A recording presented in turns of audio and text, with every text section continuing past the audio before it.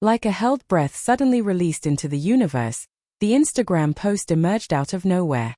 No dramatic build-up, no press release, and no justification.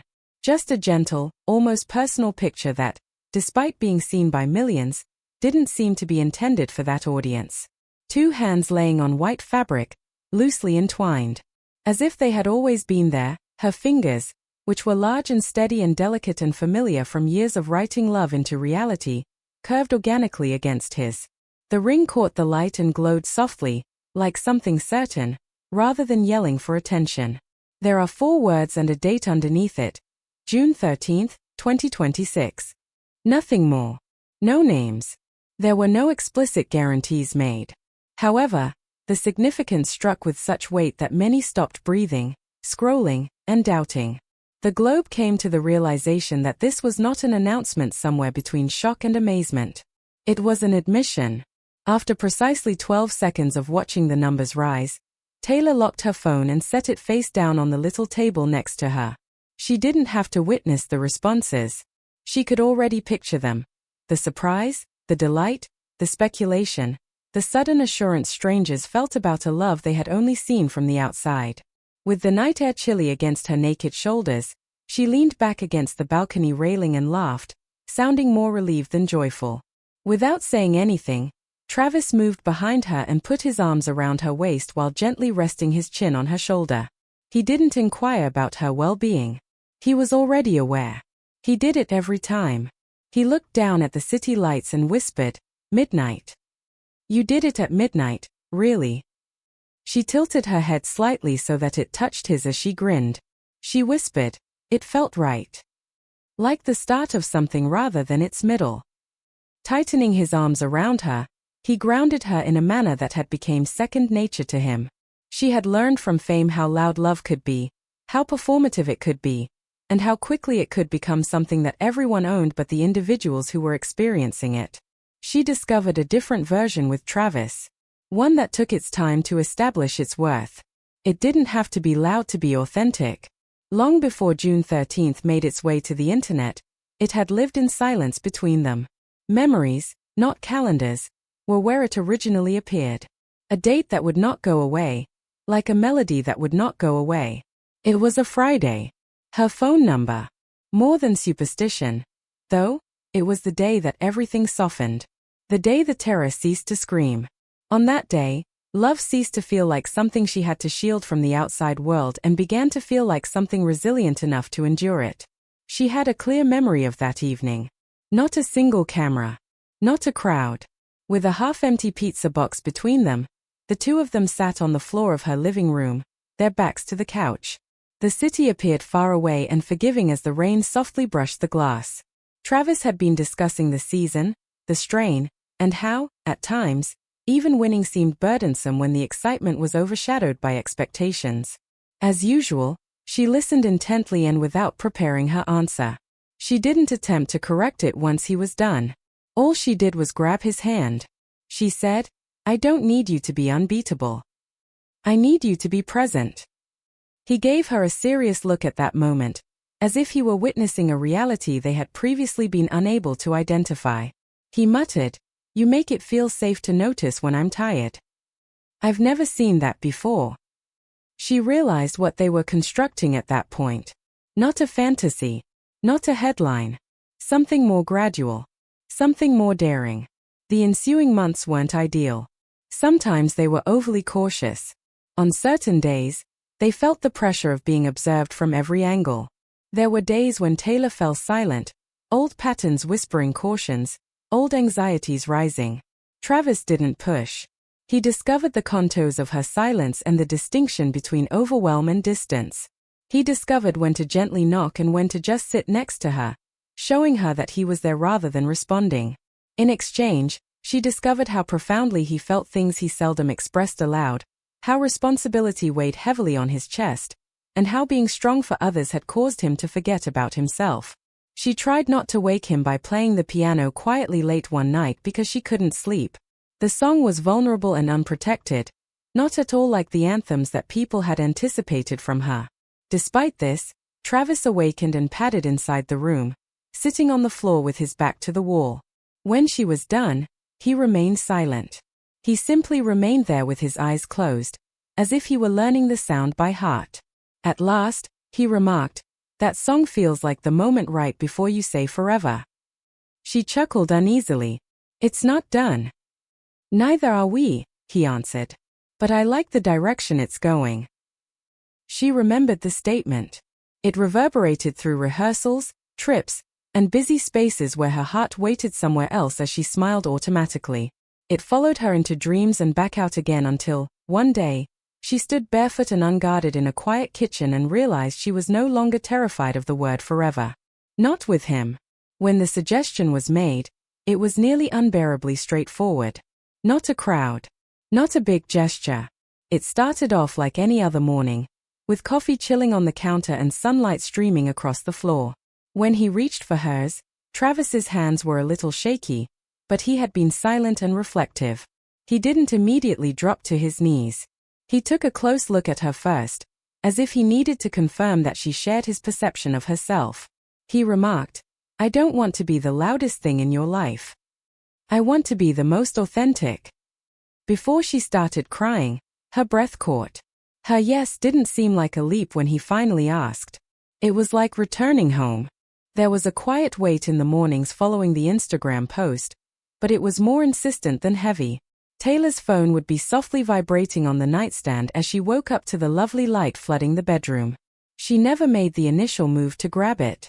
Beside her, Travis's calm, steady breathing served as a reminder that some things, like the warmth of someone's palm on yours, didn't require approval from others.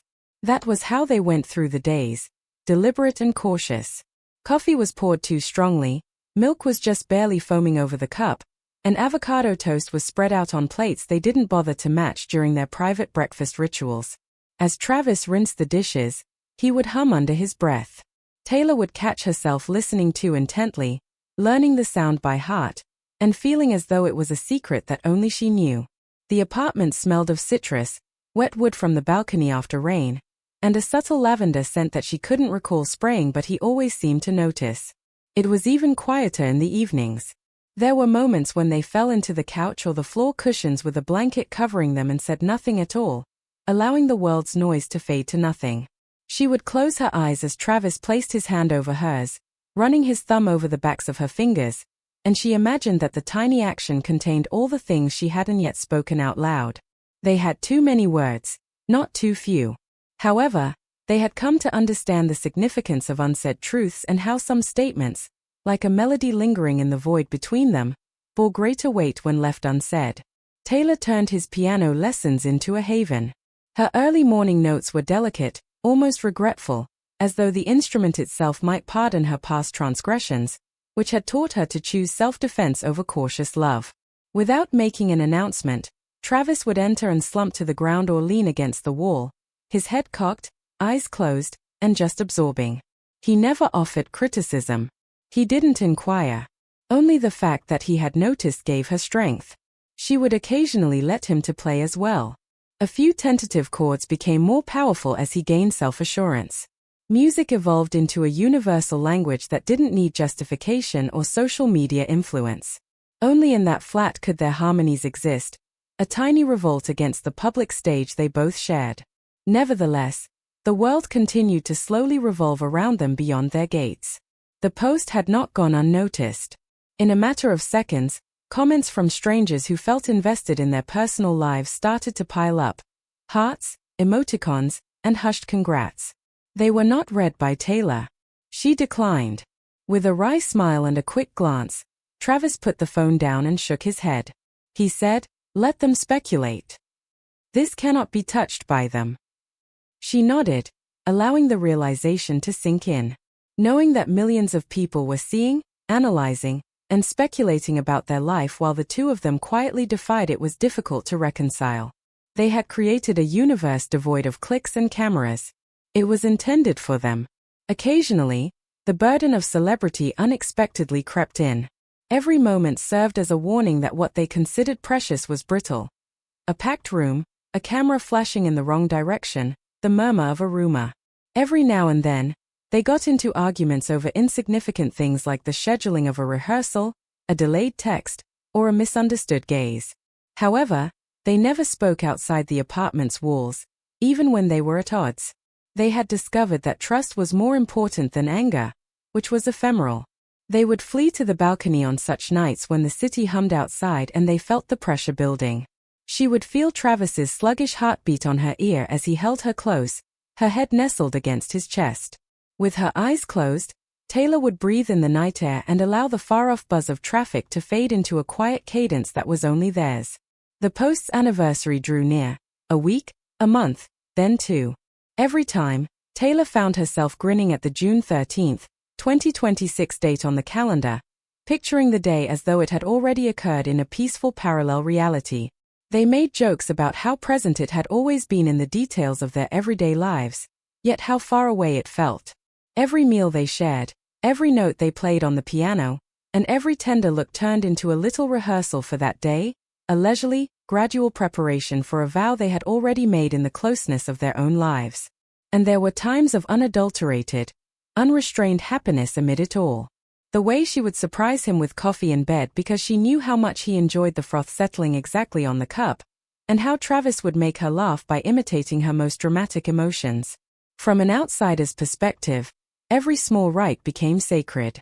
Long before the outside world had a chance to notice, each gesture was a thread woven into the fabric of a life they were already sharing. Sometimes at the end of the evening, they would lie side by side on the floor with their legs entwined under the blanket and their backs against the couch, listening to the rain drumming softly against the windows. She would react with laughter, memories, or quiet, depending on the situation. When Travis spoke half-forgotten dreams and childhood memories, they didn't require any more. When they did speak, their words were brief, exact, and intended only for their trusted ears. A slow, purposeful cadence of love in action. The months blended into one another. They mourned small defeats in silence, celebrated wins in solitude, and returned to each other with a compassion that resisted the weight of the outside world. June 13, 2026, loomed in the background, not as a date to be revealed, but as a turning point in the trip they had already started, a subdued representation of the promise they had nurtured in innumerable ordinary but deeply human moments. The outside world refused to be inactive while Taylor and Travis cultivated their secret one. The Instagram post had turned into a silent storm, with stories being reposted, hearts growing, and whispers reverberating like electricity over social media. Fans conjectured endlessly. Who has posted the picture? Was it a tease or an official announcement of the wedding? People were drawn in closer by its subtlety, the 4 words, the date, and the ring's gentle glow, desiring validation that they weren't supposed to have. Through the gaps in her solitude, Taylor saw glimpses. Screens were covered in headlines, some analytical and some conspiratorial. Nevertheless, she had an odd peace in spite of the interruption. They had not made any announcements. No one had seen them perform. Yes, the post existed, but behind the big windows of the apartment and the carefully drawn curtain of trust, her world remained unaltered and unbroken.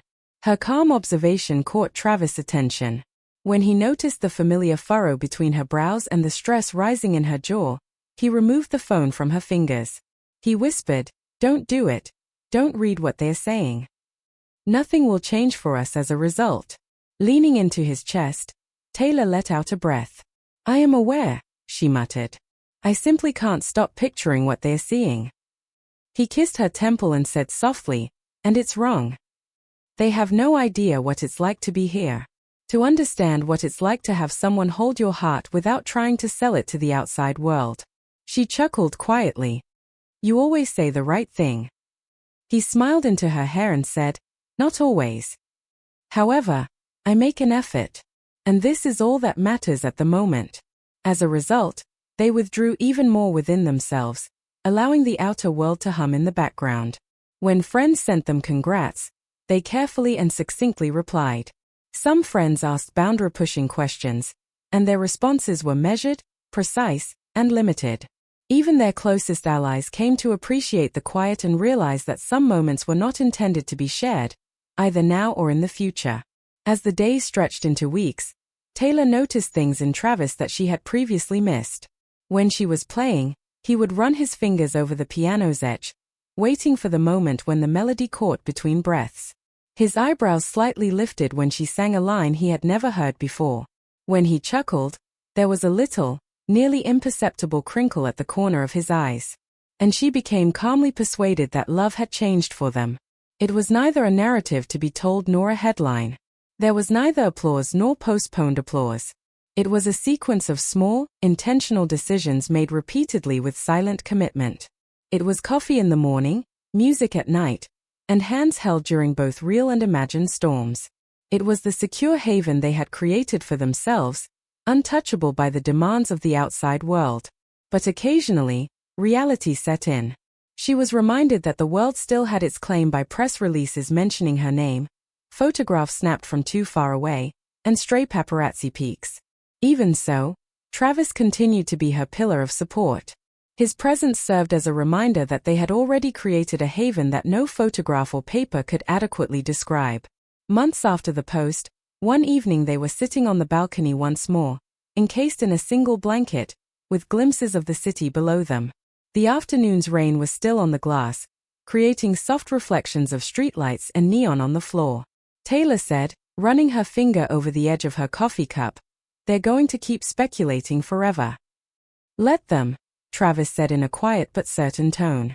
"We are not speculators. We are present. And that's what counts." She felt a warm pulse of conviction as she grinned against his shoulder. "You always know how to make the world seem smaller," he remarked. "I just know where home is. And this is it right now." In the ensuing silence, Taylor gave herself permission to reflect on all the intimate moments they had experienced together, such as the rainy afternoon when Travis had made fun of her awkward attempt to make spaghetti, the evening she had dozed off at the piano while holding a sheet of incomplete music, and the instant he had slipped a note into her coat pocket that simply said, "I notice everything about you, and it's beautiful." In the quiet murmur of that balcony night, she came to understand that these pieces were the true narrative, the one that was important. Not the headlines, not the comments, not the millions of people who would conjecture and conjecture. The textures of their shared life, the music, the silent laughing, the soft reassurance during periods of uncertainty, were the story that mattered. In the midst of all of that, June 13, 2026, glimmered subtly as the next phase of a trip that was already underway rather than as an announcement or an anticipation. Unbeknownst to them, they had spent months preparing for it, creating traditions and experiences that made the day a continuation of what had always been theirs rather than a spectacle. Every look and touch between them turned into a rehearsal for the pledge they had already made in the invisible gaps. She felt Travis's hand in hers as a language unto itself, bearing the weight of months of love, care, and dedication. In the peaceful assurance of those moments together, she understood him totally even if there were no words. They didn't say much as the evening wore on. Around them, the city hummed. The lights blinked in a pattern that was almost melodic, and the sound of the rain subsided. Taylor leaned her head slightly on Travis's chest, allowing the warmth of his heartbeat to permeate her. Finally, she said in a whisper, "I think we've been practicing forever without realizing it." Grinning, Travis brushed a stray hair out of her face. The word forever never existed. It was a collection of tiny realities, a sequence of breaths. And all along, we have been living them. With her eyes closed, Taylor allowed herself to lean against him and breathe slowly, letting go of years of doubt, worry, and ultimately, release. Even though June 13, 2026, had not yet arrived, they were already present in every heartbeat, every look, and every tender gesture that had developed into their own secret symphony. The outside world would have to wait. As June 13, 2026 drew nearer, the days stretched into weeks, marked by the calm, purposeful rhythm of their shared life rather than the public's intense anticipation. The same cautious attention that had characterized the months since the Instagram post guided Taylor and Travis through every day. These days, there were lists, small, useful things that somehow carried the weight of eternity, selecting a floral color scheme that felt personal rather than ostentatious, finding a musician who could capture the subtle elegance they desired for the day, and sampling a cake that was meant to be remembered rather than showcased. In contrast to what anyone outside their flat may think, it was not glamorous. No stylists were controlling her hair at the whim of a camera lens, nor were designers influencing the shape of her gown. Only deliberate choices were made, warm ivory, delicate lace, and blossoms that resembled whispered poetry. Travis had insisted on dressing simply, tailored, undoubtedly, but nothing that would attract attention from anybody other than the person he loved. Even with such meticulous preparation, there were times when the burden of life unexpectedly entered their haven. Taylor was concerned about whether the music would evoke the appropriate feeling. Travis was concerned about the timing and whether the seriousness of the pledge they were making would be reflected in every little detail. There were quiet but intense arguments, times when the pressure to be flawless threatened to overwhelm them. Taylor's hands were knotted in the corner of a throw pillow as she paced the apartment one evening. With his arms crossed casually, Travis observed her from the doorway, his countenance carefully balancing worry and patience. He said, "You're overanalyzing it." "I'm not," she responded, speaking more firmly than she meant to. "All I want is for it to feel flawless. I'd like it to be us." Travis moved across the room and gently placed the pillow on the couch after taking it from her. "It's us," he murmured, lowering himself to her level while maintaining a steady look. "Perfection isn't the goal of the day. It has to do with the subtle reality of what we have created. To make it ours, you don't need flowers, music, or anything else. It is already." The tension left her in an almost imperceptible wave, causing her shoulders to sink slightly. She nodded, simultaneously suppressing a sigh and a laugh. "You're always able to help me see things clearly." He brushed a lock of hair off her face and whispered, "I try. However, you already know. Sometimes you simply forget that we are not measured by the world." With renewed patience, they went back to their job. In the early hours of the day, when the city was quiet and forgiving, each vow rehearsal turned into a quiet dialogue between them. They were cautious not to let it turn into a performance as they rehearsed the basic words that would get them through the day. As they spoke, their fingers entwined, rubbing against one another like punctuation in a sentence that was created just for them. On certain days, external forces threatened to upset the delicate equilibrium they had established. Fans conjectured about what must occur for a union to be genuine as paparazzi photos of other famous weddings surfaced and headlines shouted of extravagance and spectacle. Taylor experienced the well-known sting of comparison, the subtle pressure of public expectations on the calm happiness she and Travis had created. However, he constantly reminded her of their haven. One afternoon, as they watched the light change around the apartment, he caught her gaze in the window's reflection and murmured, "We've done this differently. Nobody else is allowed to touch it. Taylor, it's ours. That's sufficient." Indeed, it was. During the preparation, they discovered new rhythms and little routines that gave them stability. Coffee and the gentle hum of a playlist that had been carefully assembled over several months marked the start of each morning. The songs on the playlist brought back memories of their shared laughter, quiet triumphs, and vulnerable times that had strengthened their relationship. They might sit in silence while the music enveloped them, keeping them steady, or pause in the middle of a song to giggle at a memory. Frequently, evenings concluded on the balcony, with a blanket encircling them both and city lights resembling far-off fireflies below. They didn't say much, happy to let the rhythm of their intimacy fill the room. Taylor would occasionally smile when Travis hummed a line from a song she was working on, allowing the warmth of the evening and his presence to permeate her. And June 13th was the day that was continually being discussed. It hung like a gentle assurance, a culmination of all they had shared rather than a performance or a demand.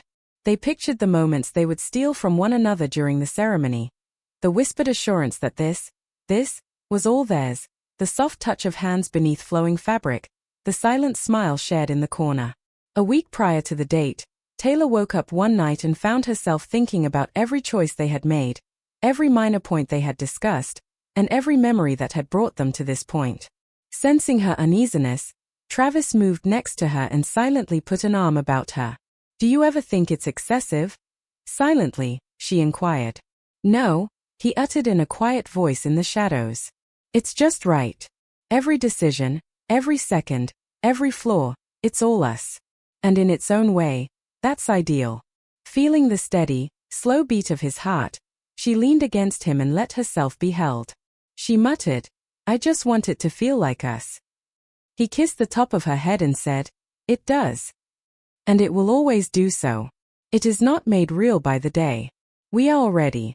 Taylor came to the realization in that silent moment that what really important was unaffected by the strain of the outside world or the weight of expectations. Love wasn't a show. It wasn't gauged by headlines, likes, or following.